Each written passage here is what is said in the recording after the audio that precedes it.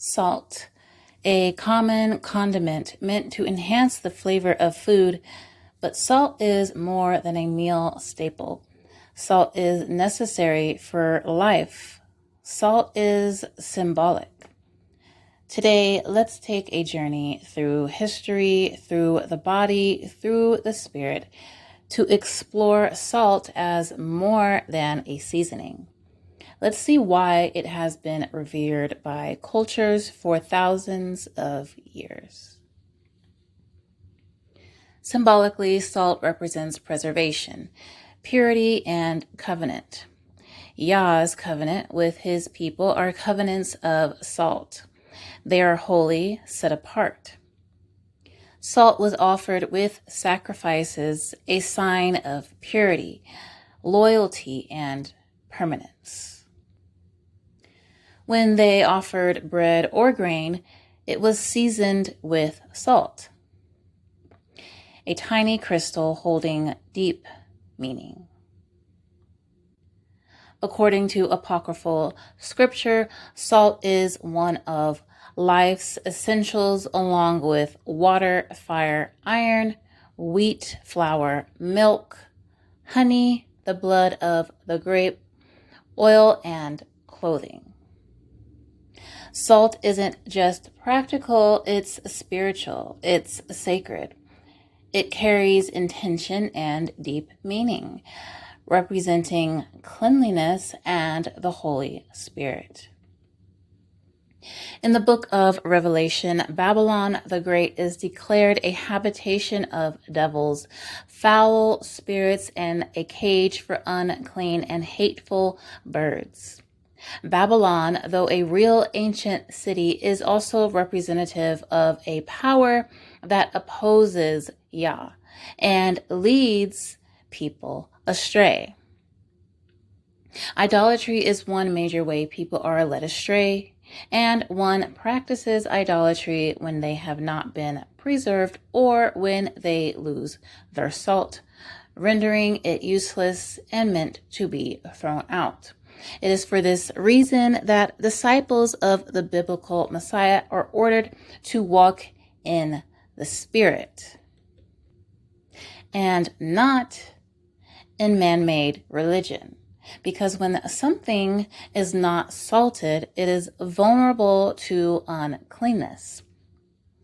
Like all the religions of the world, they have an ever-changing doctrine, and they have many branches, and that is the result of them not being preserved with salt. They are outside of Yah's covenant, which is a preserved covenant. The religions of the world are filled with unclean spirits and festering wounds. This is why Yah has covenants, not religions.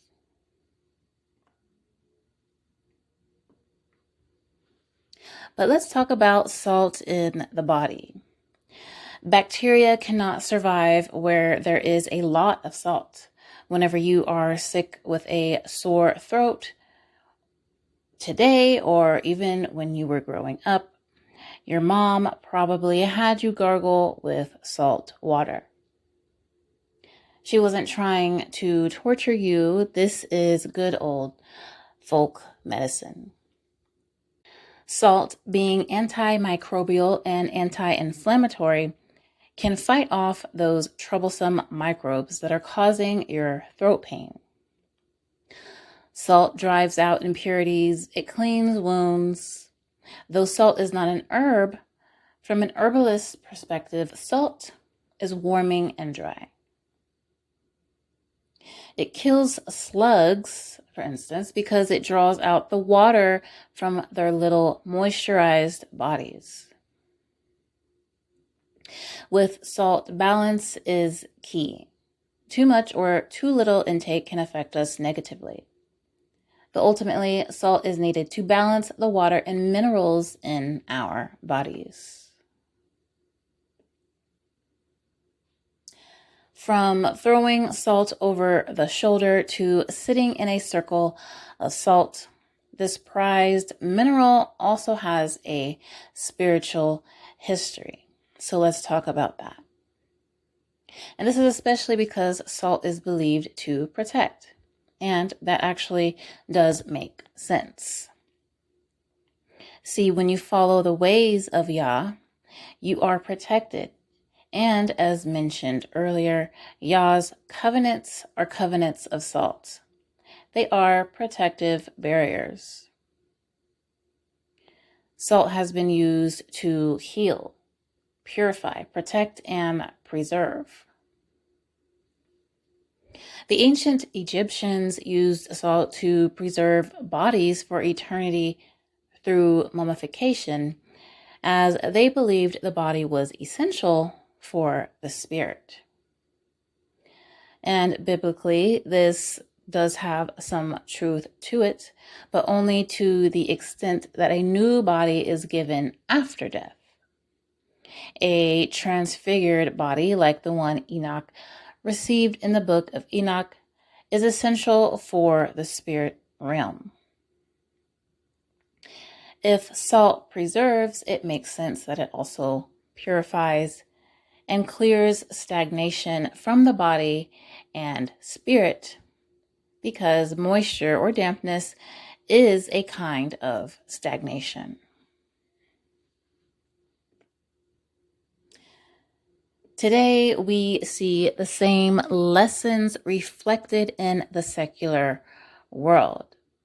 Salt supports our bodily health, but modern table salt is often stripped of minerals. Sea salt, rock salt, or mineral salts retain more of that natural balance, though they still lack sufficient nutrient content.